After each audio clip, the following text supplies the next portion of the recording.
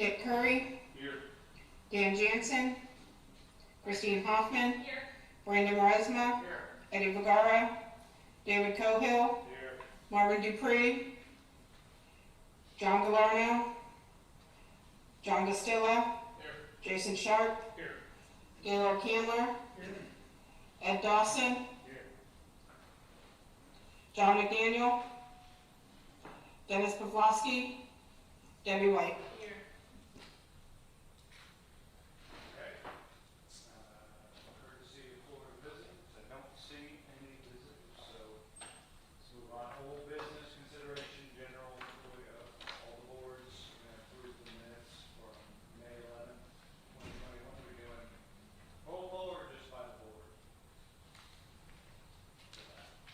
Just voice. Okay. By board? No. All together? All together. Okay, all approved? All those in favor? Any opposed? Okay.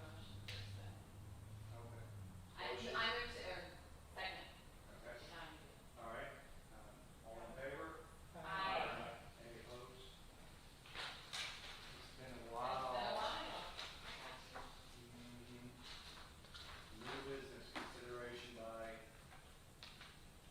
general police and firefighters boards. Right to handcuff. Brendan sporting this new goatee. I haven't seen that. Looking good. It used to be just for ski season, but now, my youngest daughter won't let me shave it off. Okay. Before you get started, let me just say one thing that I know we, at the end of the last meeting, we had talked about that there would be an actionable item for possibly sending a letter to council or something like that. And I put discussion on here this time, but that was because I did some research into how this has been handled in the past with the way we handle possible changes that we want to send to council. It's not really through a letter. What we have done in the past is basically the boards have Brendan and myself and the pension attorney get together and create what they want the investment policy to look like. And then we send a recommended, you would pass a recommended investment policy that we would send to council. And that's the way it gets to council, and there'll be some things we can talk about further with that, but I just wanted to kind of, mention that on the front end as to why the agenda looks like it does.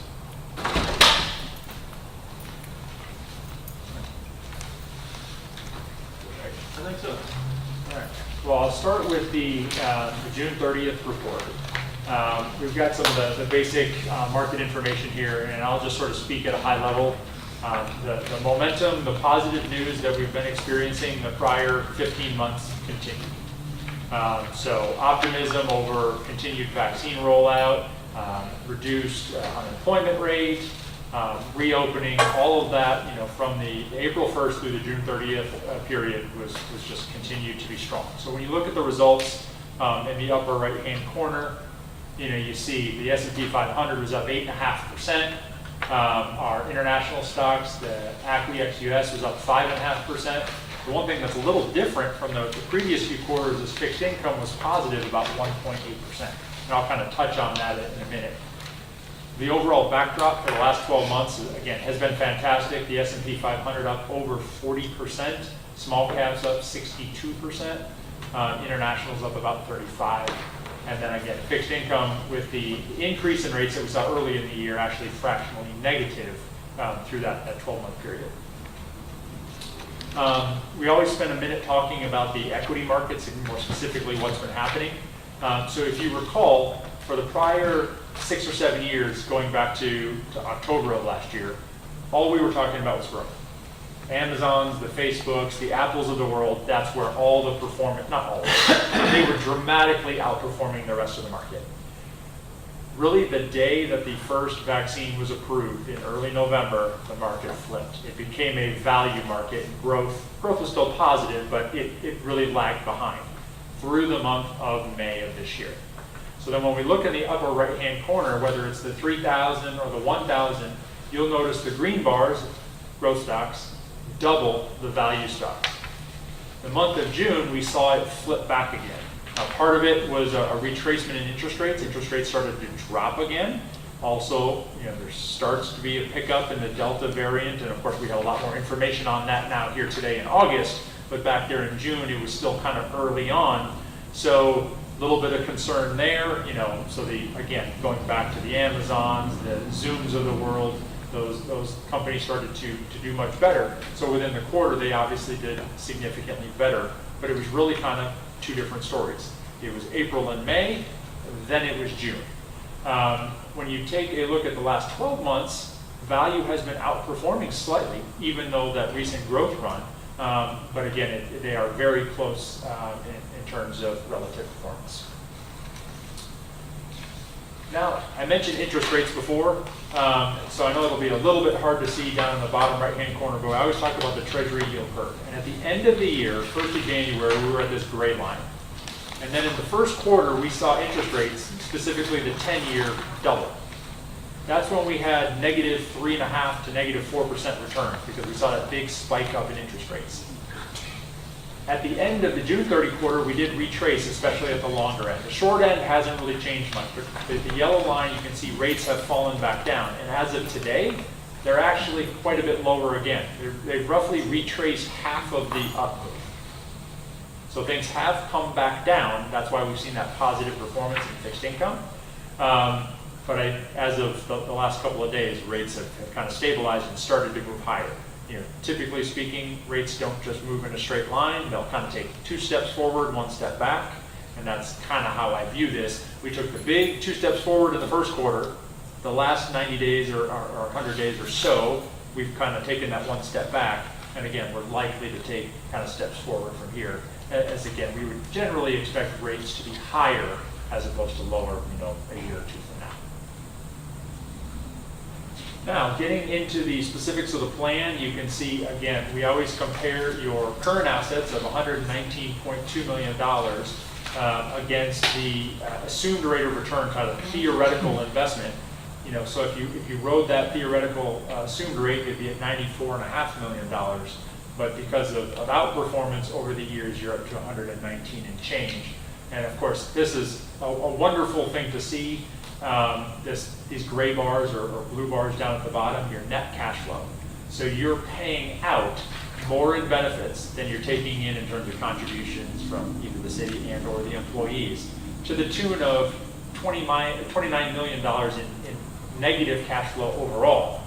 Yet while that's happening, while your cash flow is negative, you're growing the assets, or you're growing the assets at a faster rate than you're paying out those negative cash flows. Page 5 gets into the asset allocation. The colors indicate the broad asset class, and as well as it's overlaid with the individual managers.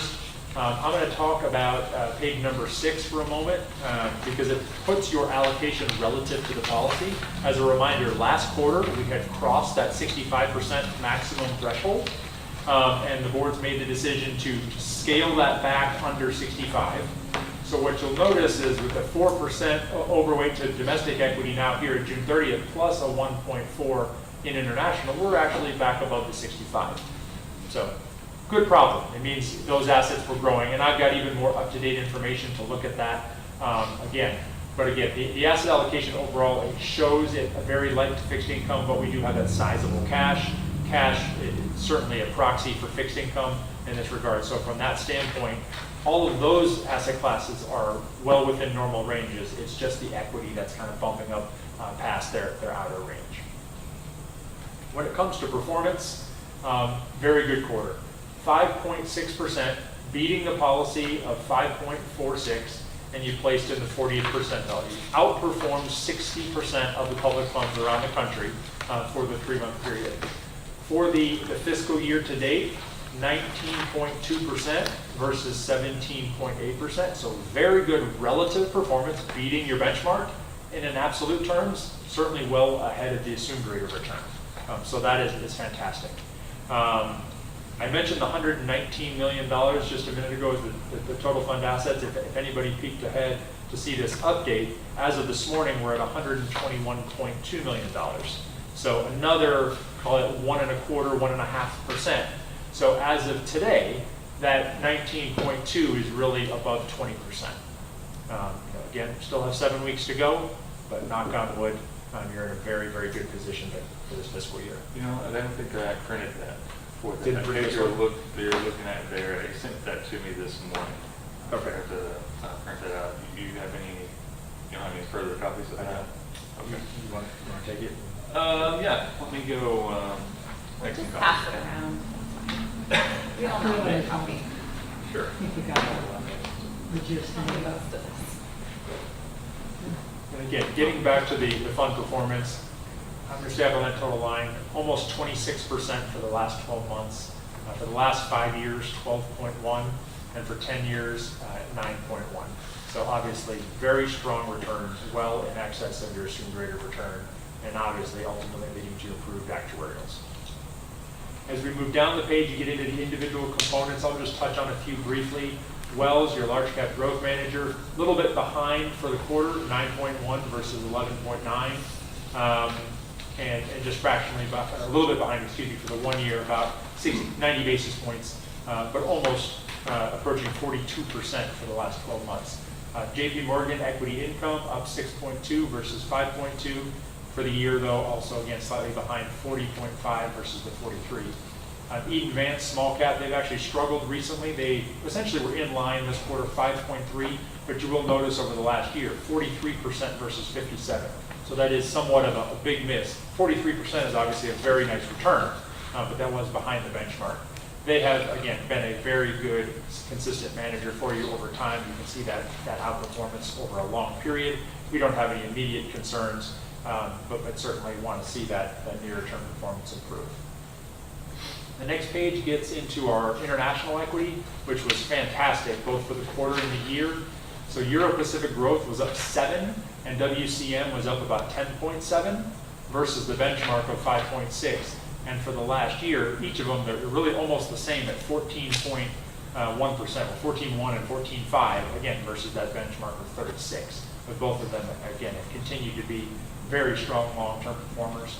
Sawgrass is your main fixed income manager, 1.85 versus 1.74, so a good quarter, but you'll notice in the last year, still down 38 basis points.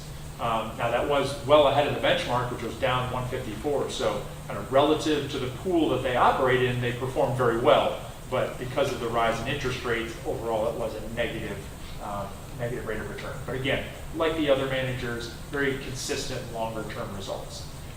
Then PIMCO Diversified Income, that's the new fund that replaced Templeton, and that has been fantastic so far. 2.7 versus 145 for the quarter, and since inception, 3.9% versus 0.03 for the benchmark. So very good relative results. And then the last component is JP Morgan, 2.9% for their real estate portfolio versus the 4.4, and for the last year, 6.8 versus about 8.8. Certainly some underperformance. I think when you heard from them, or we talked about that, excuse me, they were fairly aggressive in a lot of write-downs, especially in office and retail. And certainly as some of that has rebounded, they've been a little bit behind in terms of their transition. Some of their peers have still yet to take some of those write-downs. So I think that will sort of normalize over time in terms of their performance. But again, we still view the real estate in particular because interest rates are so low, 1.3, 1.4%. The 4% yield that you get on fixed income is real estate, certainly well in excess of fixed income. And because there's likely to be some additional inflation in the future, you get a little bit of boost or a hedge on the real estate portfolio. I will pause there. I know I threw a lot at you rather quickly. Any questions or comments on anything that we've covered in the report so far?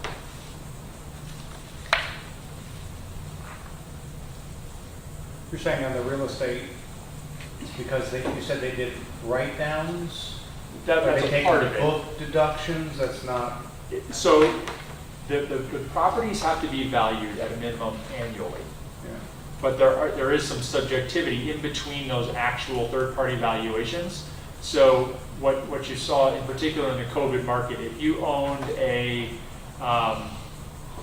retail shopping center and all of a sudden everything was closed, you weren't collecting all your rent. You were maybe collecting 60 or 70% of the rents because the businesses weren't operating and therefore able to pay the rents. JP Morgan was one of the more aggressive ones. If there was any uncollected rent, they took it as a write-down. They took it as a hit to performance. Others kept it as a receivable, which didn't impact performance. Now, ultimately, if you get 6 months, eventually you have to write it off if it stays uncollected. But in their instance, a lot of, they were very aggressive with kind of writing that down. Which the flip side is, again, whether it be rent collection or some of the valuations, because the economy bounced back rather quickly, it sort of sets the table for it to kind of, that portfolio to bounce back. But on a trailing basis, you're seeing some of that impact in particular, that 1-year number. Do you know if the JP Morgan is more focused on retail than that benchmark is, or I just know that JP Morgan is pretty retail focused versus having some rental properties for. I don't recall the specific allocation, but if I remember correctly, it tended to be a little overweight to your point, retail as well as office. So certainly those are the areas that have been hardest hit by COVID. Certainly industrial and then residential has held up pretty well. And that's the other thing you're seeing with these portfolios in terms of management is them in many cases trying to transition, sell off some of their office holdings that are not performing as well, or retail properties, and try to focus more on things like self-storage is one area that's really been growing significantly. But like I said, the industrials, the Amazon, the fulfillment type centers that the kind of web-based companies are utilizing has been a very hot part of the real estate market as of late.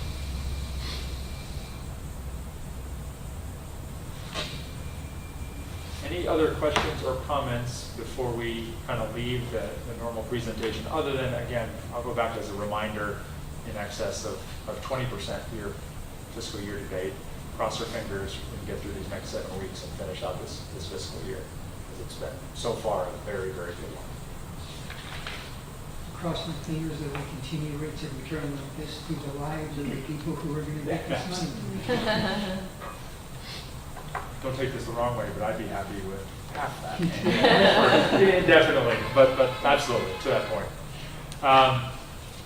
So the other, I guess for the sake of the discussion, the other item that I wanted to draw your attention to was the current allocation. Again, we can go back to this particular page that shows it as of June 30th, but I updated as of this morning. We are currently sitting roughly 75 basis points above that 65% cap, where your total equity exposure is now 65.75%. So your equities grew too much, again, great problem. So now we're above that maximum. So in the spreadsheet, what I put together, just to get back under the 65 threshold would take $910,000. Okay, that's the amount just to get back. And that's kind of a similar exercise to what we did last quarter. Now we were farther out of range last time, so we had to peel back more than that to get under. But if the board's collective decision was just to rebalance the minimum amount necessary, it would be $910,000. But in the sheet, the full amount, if we were to go completely back to target, would be $5.2 million of domestic equity, as well as $1.75 million of international equity. That is the collective amount you were overweight to equity relative to the targets of 50% domestic and 10% international. And of course, the biggest underweight is fixed income. Now we sort of addressed that issue last time, not by putting it into fixed income, but by holding it in cash, because again, given the interest rate environment, concerned about higher rates, you're not taking any duration risk with cash the way you are with the traditional fixed income portfolio. But with that, and I guess the other side of it, I'll open it up to the question. We obviously have an ongoing or a planned discussion to talk about sort of a request, and would it be helpful to look at that information first before doing anything here, or would we rather kind of make this decision kind of where we are today? Because obviously any potential change to the ordinance and the policy is likely to be months and months away if it happens at all. So obviously we would still need to take action today regardless. But I'm happy to kind of pivot to that other conversation if that's helpful before you make a decision. Or would you rather, like I said, go ahead and address this now first? I would like to go ahead and have the other discussion. Okay. So, All right, so then I'll just kind of table that for right now. We'll come back to it. And I think you have a handout in front of you, this is mine, or a couple pieces of paper.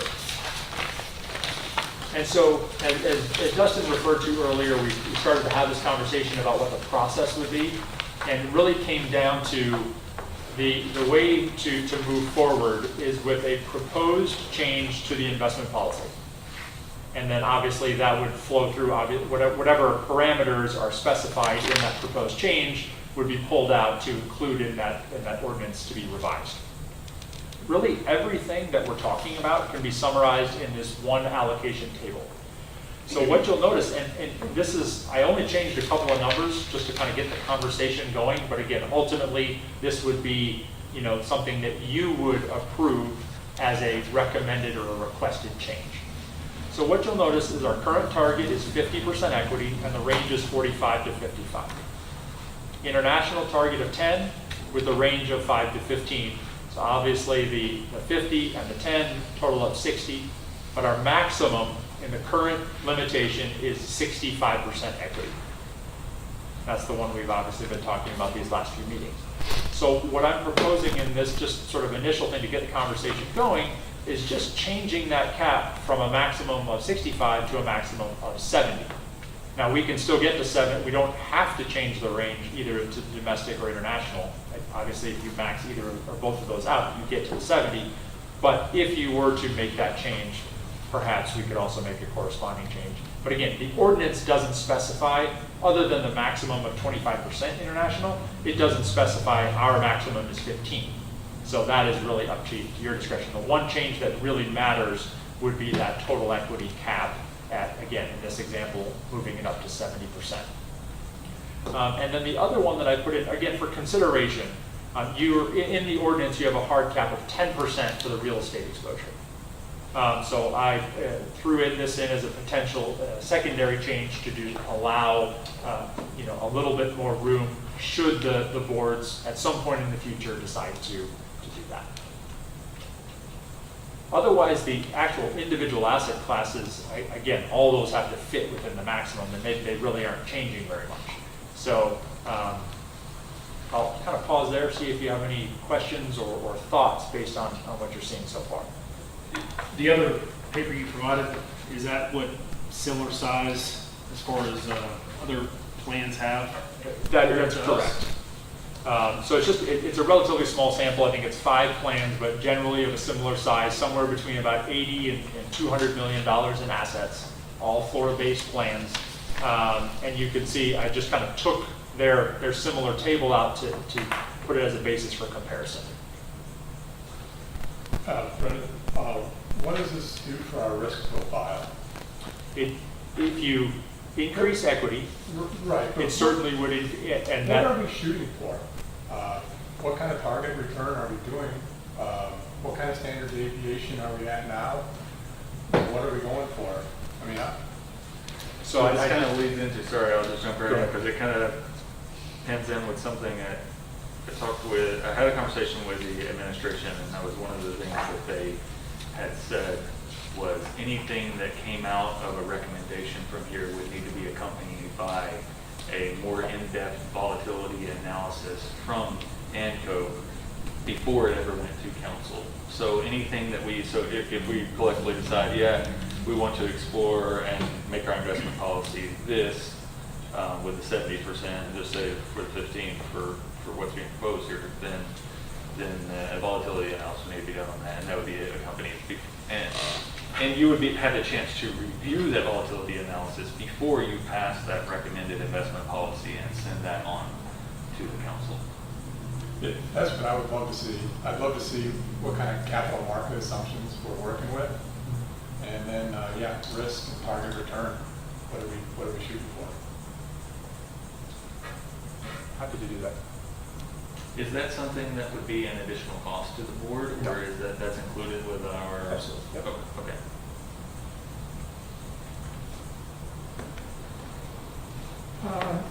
we did talk about this 3 months ago, of course, and I've been learning a lot from this experience. And one of the things that I've been toying with is that, risk, of course, there's risk versus return, I guess. And in a perfect world, we want low risk, high return. But the problem with risk, like with the 2008, 2009 financial collapse, people, you buy, like we did a $200,000 house, it appreciates in value to $400,000. That now gives us an extra $200,000 that we could use as equity to borrow and do something. But then if the value of that thing that we invested in drops to a certain level, we don't have, if the price of the value of the house goes down, we don't have the equity that we once had. And so you get this, this collapsing market thing. With me so far? And we're all kind of familiar with that. Well, with the pension board, though, it doesn't work like that. It's not like we're borrowing on our assets, and so if the market goes down for a short term, we're going to be, left without money. And, we have a relatively stable annual payout in terms of whoever's retired, and that's not going to, there's not going to be a huge jump, at any point in time. So if there was, because we're taking, somewhat more risky allocation with more equities, and the market takes a relatively extended drop like we saw after 2010, and it could take a couple of years to get back. It's not like, in other words, the point I'm making here is that it seems to me that the usual rules of risk don't necessarily apply as much to a pension board, especially if, on the other hand, you're able to grab more of the upside of equity markets. I think strictly from an investment standpoint, if you ignore funding and cash flows, you're absolutely correct, because you have the long life, and so that by itself affords the, take a little bit more risk. You work your way through the ups and downs, rebalance along the way. The But I think downs don't that seem as bad as they are in many other financial contexts. But I think that the challenge becomes, or one of the concerns is, when you have those periods, not only is it an economically challenged environment, so things like tax revenues are impacted, but then also the funding cost, the funding goes up because you have adverse results. So it winds up being kind of a double whammy to the sponsor. And that, like you said, over 10 years or 20 years probably doesn't make any difference. But certainly in that year or two that you're going through that cycle, it can be a big challenge. So there's state required funding levels that we have to put in each year, so the plan sponsor would be, and it's a 4-year smoothing, so it does level it out some, but at the exact time that, income to the sponsor would be going down, requirements for funding would be going up. I do vaguely recall we discussed this some years ago, and I was being pretty flippant with this, and Chris, your response was, "You're not the person on the council who has to raise it." Okay, yeah, so there's that. Thank you for remembering. And I think one of the challenges is, if you use 2008 as an example, interest rates were at 4 to 5%. So if you take your allocation, if you've got 30 to 40% of your portfolio earning 4 to 5, you don't need a huge return out of the remaining 60%. But you fast forward to today, interest rates are at 1 and change. And so if you still have that 30 or 40% earning 1 and change, if rates don't move, if they go higher, those returns are negative. Then what it requires is, it's not that you need to earn 9 or 10 out of your equities for the blend to get to 7.5. You need those equities to earn 13 or 14 to compensate for that larger piece that is no longer providing the return that it certainly had over the previous 30 years. So that's, I think, one of the components of why you're seeing a general movement away from kind of traditional fixed income. And I don't mean to ignore it. That is the liquidity, that is the anchor of the portfolio. But the traditional number was 40%. It was 60% equity, 40% fixed, and it was there for many, many, many years. But when interest rates are down below 2-3%, down below 1.5 where they are today, it's really hard to maintain 40% earning almost nothing when you need that 7.5 type rate of return. And so I think that's a different kind of risk. It's not the risk of capital loss per se, but it's the risk that you have to get a lot more out of a piece of the portfolio than you used to in order to still make your assumption. And so I think that's just one of the other factors to keep in mind when you think about that allocation.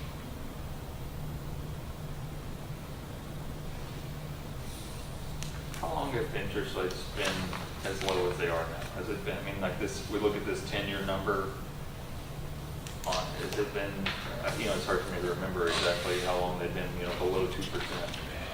Is that, They, I'm trying to think back here, it was 17 or 18, they were 2.5 to 3. Now, they had been lower previous to that, jumped back up, but then we came down certainly in the beginning of 2020 and bottomed out. I mean, I think at one point we hit roughly 45 or 50 basis points on the 10-year for a couple of days in the bottom of that market. So that was really setting the all-time low. You know, we didn't stay there very long, but it was hovering down south of 1% for a good few months. Can we talk about timber? Sure. Is that what I think? I mean, just timber? Yeah. Oh, okay. Like buy a bunch of land that has trees on it, and you know that was a investment that really had a lot of popularity. Well, not a lot, some popularity about 10 years ago. You know, kind of probably the 2005, 2006, you know, building boom. Lumber prices are up, so let's go buy a few thousand acres. We can offer hunting leases or something like that for income while we wait for the trees to mature. And then hopefully the trees are worth 50, 60, 70% more than certainly, you know, that was the idea. But it certainly has not worked out that way. That just seems like. Why is it not classed as real estate? Because you're basically doing the same process. You're buying the land. Well, you certainly could, but the profile is so much different. The income threshold, you know, you're not buying Class A in developed markets. You're buying rural empty land. And so it doesn't have the same sort of, market. Again, yes, you can have some hunting leases or some other, you know, ancillary income, but ultimately what you're betting on is the price of timber in the future is going to be a lot more than it is today. And so it really is more of a commodity bet, if you will, than a real estate play. But I mean, to your point, at the end of the day, you are owning real estate. It's just not one that's, you know, creating much of an income, or you know, it's not owning an office building or owning a shopping mall where you have tenants paying you rent. Yeah, so again, I guess to the point of this example, I'm not going to go through all of these other than to say, you know, these are a lot of similarly sized peers, but their allocations aren't dramatically different from yours. One of the conversations were, you know, revolve around the allocation and the policy is up to the board within the parameters of the ordinance. Now, some of these have a very liberal ordinance. They can kind of, within reason, be a lot more aggressive if they want to. One of the reasons I use is, even though the board has the ability to go 80% equity, they're not doing it. They're keeping their ranges, you know, kind of in what I would argue is sort of a normal range. And John, it's kind of to your point, because every time we would look at a new asset or to change the allocation, we're going to do that asset allocation study and say, you know, what additional risk are you taking on by either just adding existing equity or going into a new asset class that you don't have? What is the impact? If I get 1 basis point of extra return, but I face 80 basis points of extra risk, probably doesn't make a whole lot of sense. But if I can get 50 basis points of more return and it's only 50 or 60 basis points more risk, maybe you say that that's worth it. But again, having that information is kind of part of that process that each time you evaluate those investments.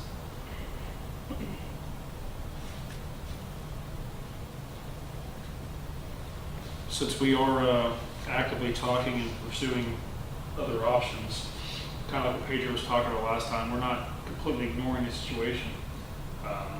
Since we are over 65%, since we are actively talking about it and doing some things toward that, it would be an issue to leave it in equity at this point until we see some information brought back to us, and at that point make a movement. As we were talking about before, being hamstrung by, we're at 65%, but that 65% is what make it most of the money. So now we're taking money out of there, putting it back in there, and the cash, whatever it might be, leave it in there because we're actively seeking information in regards to moving money. Can we not just keep it in there until we find out some more information? Or do we have to move it at this point? I think it's on it, from the way Pedro sounded, it was like a quarter by quarter basis that we need to do something by the end of the quarter. So we plan on having a special meeting before the end of this quarter, late September. Yeah, that would be right at the end of the quarter then. Is there a way to put a motion out there that if it stays above 65% by the end of September 30th, we make the move then, but if it stays under that, or if it drops back under 65%, we don't have to make any movement, rather than make it today? That's an interesting question. I have no idea. I mean, mechanically, I could certainly do that. You know, if you, effectively, it's a contingent motion as of a certain date, rerun the assets, and if you're above that threshold, bring it back to, and pick the percentage. You know, if you're over 65, dial it back to 64 and a half, or whatever number you're picking.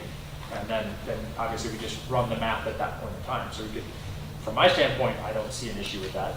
I don't know if Pedro or... Do we need any distributions? Yeah,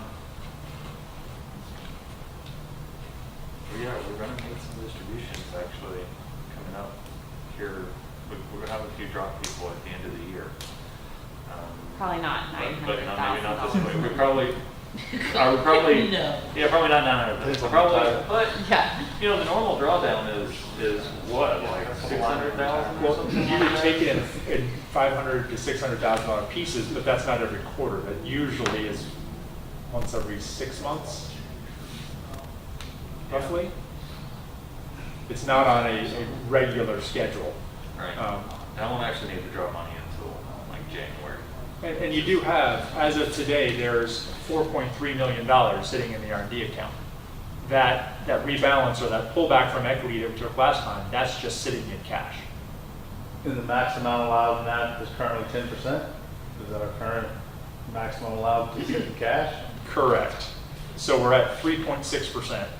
But I would, even if you were getting close to the maximum of 10, if it's a proxy for fixed income, traditional fixed income in a low and potentially rising interest rate environment, I would sit there and make the argument those two really need to be combined.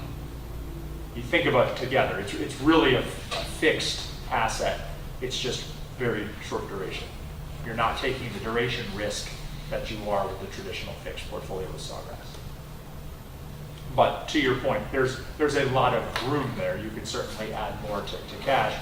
And that, again, just from my standpoint, if we were going to just get back under the 65 like we did last time, you're not talking about a huge amount, $910,000. So to me, that's the easier thing, but you just move the 910 today. We can decide whether you want to reallocate it to a different strategy or add it to that cash pile for some of the upcoming drop payments, or again, in that fixed income bucket. But that way you're under 65 and you're selling $910,000 while the S&P and the Dow Jones are hitting all-time highs, which they are today, or at least were last night. So if anything, you're selling, not a lot, but you're selling it up market. We're talking about that's less than 1%, right? Well, correct. 75, yeah, 70. 0.75.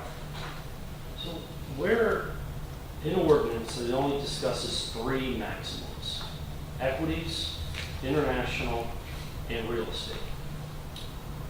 Correct. What's stopping us from looking at some of these alternatives? I mean, to me, they meet the statutory definition, if you will, of our options. We absolutely can. So really, the only thing we'd be asking council for is to go up on equities. Equity and or Because real we're already estate. limited by state statute on international for police and fire. Correct. And then real estate, yeah, that's in the ordinance, but I don't really think anybody, I think 10% seems like a reasonable amount. So what are we talking about here? What other aspects? I'm just wondering why we can't look at another, timber or, I'm just saying what's stopping us? Yeah, Other I don't than know. increasing the equities, Private debt, infrastructure, some of those. I would submit a question to Pedro about that. Here, look at our ordinance, tell us, is there anything stopping us from going into those? Well, I'm just saying, we operate under a lot of, sort of confines that I can only find three. Obviously what keeps popping up is the equities, just because we keep making too much dang money in that one and keep having to, hit our ceiling on that. I don't know. Yeah. Is there another asset class that we could look at? We can. Now, it will be relatively restricted because there are a bunch of alternative asset classes that include equity. So obviously they would need to be excluded. But you could certainly do some additional stuff like on the debt side or kind of infrastructure, those type of things. Those certainly would be options. Can I just reframe his question, just asking you as a professional, are there any other asset classes that are worth looking at right now, considering this market? Absolutely. Okay. Is that something we'll bring back to with the volatility analysis, assuming that they want to continue with the 70 and 15 as a volatility analysis? Absolutely, I can include that. I mean, maybe for the purpose of the discussion, it might be easier to run two separate ones. One just to sort of address the proposal, and then another one to really address, additional diversification and other alternative asset classes. Yeah. Big picture question here. So tell me if I'm getting this. So equities have grown and they've gone past the 65% where we have now. 900 grand gets us back. Yep. But you would want to, that onesie sheet that we passed around, there's 5 million to rebalance to our target numbers. So our target and then our ceiling, we've surpassed the ceiling, 900 gets us back under. Under the Or- 65, correct. Yeah, or we adjust this, Correct. which is within our power, and no. It's not within your power. That needs to be changed in the ordinance, because the ordinance specifically says the maximum is 65%. So we have to make a recommendation and then have it. So again, this is just something for you to see and write on and. But you're saying I want, as the overseer of the investments, you would like that. I would love for the boards to have some additional flexibility, and I think this at least has a chance of moving forward. And you're saying that, and I'm assuming some things, but fixed assets, there's the duration risk, there's the low yield right now, so letting us be a little bit more in equity if we don't come up with an alternative class is where you would like it to see us. One of the challenges is, given this landscape, in order to get a reasonable return, reasonable yield, you're going to be going into vehicles, most likely, that are going to have long-term lockups. You're going to put money into a vehicle, let's just use the private debt as an example. So we're concerned about traditional fixed income, duration risk, and the like. So we're going to go with a private debt type of vehicle. Well, you put that, you're going to make a commitment, and you will have zero access to that capital for 7 years until they give it back to you. You can't ask for it back unless you try to go sell your interest on the secondary market, and you'll probably take a 50% haircut to do that. So when you're making these other type of alternative investments, you have to think about, okay, this is money that I'm just going to leave over here for the next 5, 7, 10 years. And if the markets, if the public markets go through, you know, a big up and down, I don't have those assets to go to pay benefit payments. Now, ultimately, they may pay off very nicely, but again, you have to wait for them to send you the money. You can't request it. And so there's getting back to the risk discussion, that's introducing a different kind of risk. There's a liquidity risk. And so, again, as you expand away from sort of these traditional asset classes, you have to give up some liquidity, give up some of these other things in order to get the enhanced return that makes sense for you to, you know, make these other investments. Obviously, if we could just go invest in this other vehicle that we could trade daily and yielded 10%, well, that would be great. It'd be nice and easy. But they're not out there. Well, there's not many of them, right? So in order to get some of the return and profile and investment that you like, you have to, in this case, give some things up like liquidity. And so that is another type of consideration as we go through that process. How long is this, to get the ranges into play and get it moving, how long is it gonna take? I know you guys say it's taking a while, but at what point we're at 6 months already. From the 3 months we move money and now 3 months again, that's 6 months. We're gonna keep moving money back into cash, wherever it might be. How long are we looking at as far as getting this going? Typical, another year? No, I don't. If you guys, if we had a special meeting and there was a volatility analysis and you passed an investment policy, I mean, that would go to council. I can't speak to how long it would take for council and them to pass that, but I can't imagine it would be a year, but I mean. No, it wouldn't be a year, but it's gotta be read twice, so it's at least a month once it gets to us, Yeah. depending on the time. The other thing is, I feel like as the administrators, I should say, you know, there was a reason that we passed the rewrite when we did at the end of the other council going out and before the new council came in. These ordinances haven't been in front of the new council, these pension plans, and I think this is kind of being a new council, you don't know what kind of changes they may want to make. So just because we say this is what we want to change and here's 70 and 15, it kind of opens up the whole ordinance. It's not just like they only have the option of changing that one thing. I just want to, I feel like I just need to get it out and say that before. When we went after the CBA was ratified with the police, we went with a very narrow, the section change it, didn't really open the whole thing.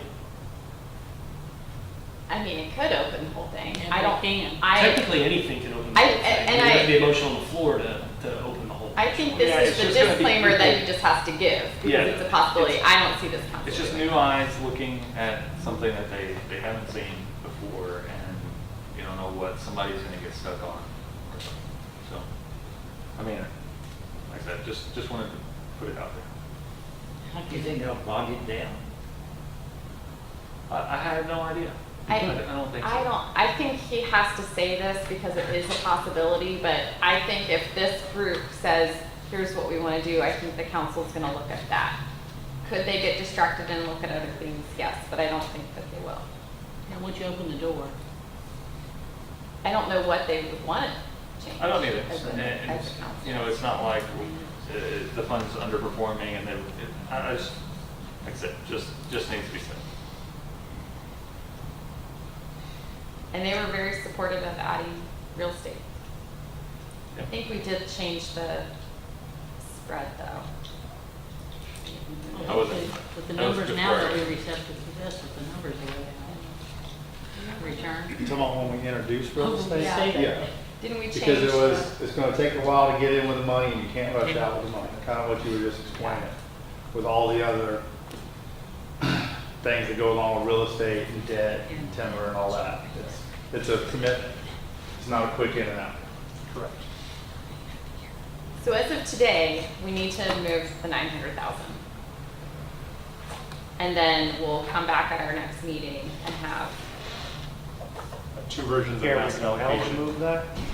So, we're compelled to move it before the end of the quarter. yeah, before the end of the quarter. So we either do it today or have a special meeting. Is what we did last time just adding to that money market pot, we're still under our threshold for that, correct, our target ceiling for that? Correct. It would not create any other issues by adding 910 or some larger amount to that. Okay. Can I make a motion? Can I make a motion? Sweet. I'd like to make a motion to sell something from the equity side. I don't know how to find it. Last time we sold the highest performer over in that class to bring us back to the 65%. It was sort of a blended decision last time. Yes. The largest overweight is Wells Capital, Okay. and they are, interestingly, about $1 million larger overweight than the next biggest overweight. Right. So if you took the full amount from them, it would draw them. Can I make a motion to sell the full amount from Wells, bring us back to the 65%? And kick the can down the road on the board. I'll second that. Do we do this by the board? We did last time. Discussion? Turn this thing. Let's go. Discussion. Shall we have a motion second? They have a motion. Yep. And discussion? All Jason, sharing well, together. I guess it's discussion. Jason, I agree with you, except that, you know, we put it in cash, and as I understand it, cash isn't generating much of a return. And real estate, you know, at least it did not perform that well last quarter, but it generated a 3% return. So, you know, if anything, why not real estate rather than, if I remember correctly, real estate is low. How long would it take to get into real estate? That's the only, it would take probably, at the earliest, probably October 1st, was when the money would go there. Because they operate on a capital call situation. So you'd have to re-up your commitment. You'd have to commit to a certain dollar amount. And then when they're ready to invest it, they call it. And typically that's done on the calendar quarter. That's my only suggestion, Jason. I'll defer to you. David. It was David. David, I'm sorry, yes. Does the real estate have a minimum investment standard, for when you're trying to invest more dollars? Does it need to be a certain amount? Okay. You're an existing client, you could add. It is just it's a contractual thing. It'll probably just be a one-page form if you were to do it. And it's a one-page form to add X number of dollars to your commitment. You have the real estate range highlighted in red here too. Are we over on that as well? No, you're not, but that's just one. It's specifically hard-coded in the ordinance at 10. It's really equity and that are hard-coded with maximums that you can do something about. International is specified, but that's state law, so we can't do anything about that one. Yep. So I just kind of threw it in there as something to consider. What's our number now? 4.6. 4.6. The target's set at 5. Right, adding $1 million gets us to, Closer to the target. you'd go to 5.3. But we can't do that within this calendar quarter. You can, but just practically speaking, if that was the board's decision, I think you take it out, put it in cash, then when the capital call comes, the cash is there and is ready to go. As opposed to the other side was, if you were to leave it in an investment, you wait for the capital call, and at that point, you then have to sell it out of the investment and then make the wire. Question for you. As far as Wells Fargo taking that $1 million out of there, I guess it makes sense from a $1 million standpoint, next level. But at the same time, with the best performance we have on equity, why would we not take it out of the bottom performer of equity? Shift the money there. We're making the most out of Wells Fargo, and I get in a month or 3 months we might have to reevaluate it. At the same time, we still get that money on it. The argument would be reversion to the mean. If you went back a year ago and looked at the performance, small cap's return was half of large cap. So if you use that same sort of process and you needed to raise cash, you'd have taken it from small cap, In the last 12 months, small cap did 62, large cap did 40. So you would have harvested some of that money that wound up being the better performer. Now, obviously, we don't know what's going to be best in the next 90 days or year. But I think just, again, most recently, large cap growth was up 12% in the last 3 months, while value was up half of that. So you're kind of taking that most recent profit, and if we get back to a value market, you know, that's sort of the idea behind it is you're harvesting that best performer, you're taking the most profit, if you will, and keeping those relative underperformers, because hopefully and likely, you know, maybe they flip and become the better performer. That's the rationale. Now, again, could this be the start of another 7-year growth run? Absolutely, it's possible. At which point, taking it from them would be the wrong thing to do. But we don't know that, obviously. And so just, again, if you follow the policy as part of a rebalance, you tend to take from the winners and put it, if you're rebalancing back in other asset classes, you put it back into the lowest performers because, again, of a reversion to the mean type discussion. Okay, thank you. Also, if we are actually thinking about putting money into an alternative asset class, I mean, it would probably be helpful to have that cash, that extra, you know, the $900,000 in cash versus tying it up in real estate to invest in an alternative asset class if that's what came out of the next meeting. I mean, Well, we already have a ton of cash, okay. don't we? It's like 3%, 3.6 at $4.5 or $4.3 million. And again, I wouldn't, at a 5.3% level of allocation to real estate, I wouldn't be suggesting you harvest some of that in order to make a different alternative investment. I would be suggesting funding that from somewhere else in the pie. So I wouldn't expect to be going back to that. You know, if you committed to 900,000, I wouldn't expect to be going back to them within the next year trying to ask for some of that back.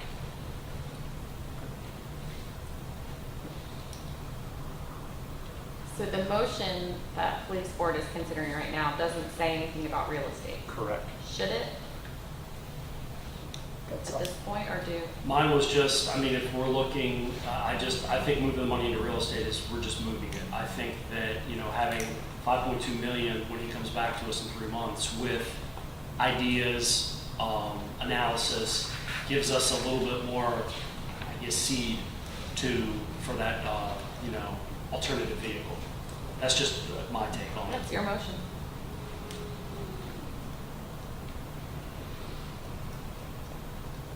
Any more discussion? We're doing this by board. Do we do it by board, roll call? By board. Okay. Second. All in favor on the police board? Aye. Any opposed? No, I want to do individual, I'm sorry. Okay. We have a first and a second. Do you want to clarify your motion, or are we good? You understand, the motion was to sell from Wells Capital to bring us back to the 65% level and leave the money in the cash. I have a first and a second already for that. David Kogo, Yes. Marvin Dupree, Yes. John Costello, Yes. Jason Sharp. Yes. So moved. Second. Nick Curry, Yes. Christine Hoffman, Yes. Brandon Maresma, Yes. Firefighters board motion? Motion. Second.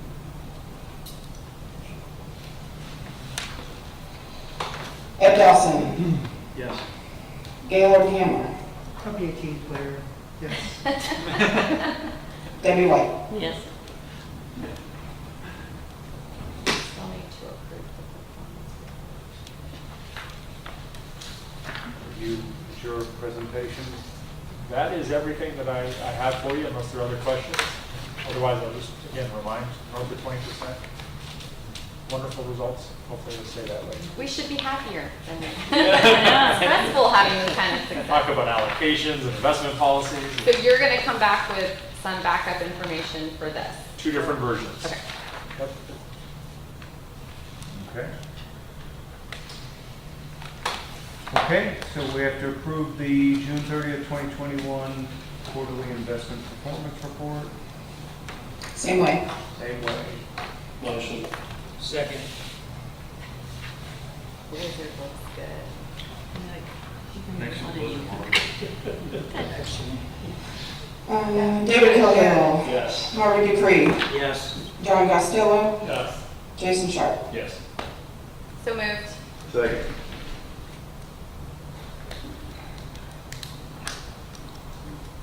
Brandon Resma. Yes. Nick Curry. Yes. Christine Holland. Yes. Okay, moving on.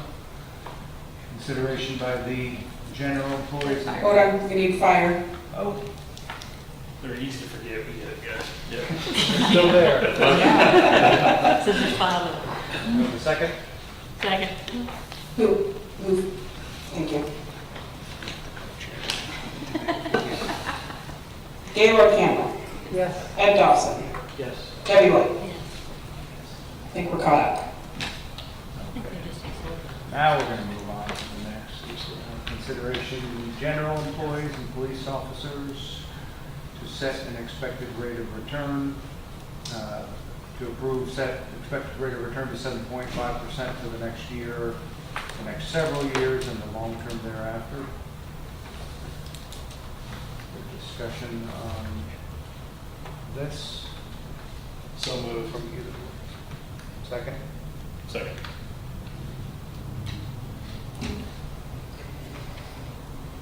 John Costello. Yes. Jason Sharp. Yes. David Caldwell. Yes. Forgot Marvin Dupree. Yes. Sorry, Mr. Dupree. So moved. Wait, did you just make the motion? Yeah. Okay, second. Oh, look at something here. Get distracted. Brandon Resma. Yes. Christine Holland. Yes. Nick Kirby. Yes. And the firefighters to approve, set the expectation, rate of return to 6.9% for the next year, the next several years, and the long term there. Motion, discussion. Motion to approve. Second. Gaylord Cameron. Yes. Ed Dawson. Yes. Debbie White. Yes.